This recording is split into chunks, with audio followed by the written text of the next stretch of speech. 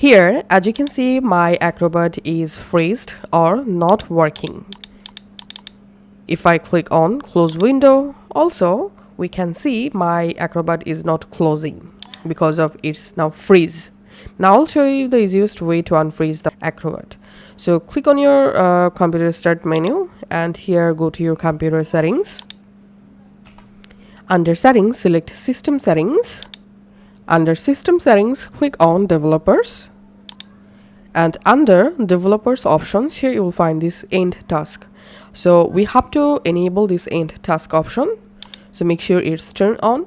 After that, right click on your Adobe Acrobat icon in your taskbar, and here click on end task, and here we can see the system cannot end this program because it is not responding. Just click on end now,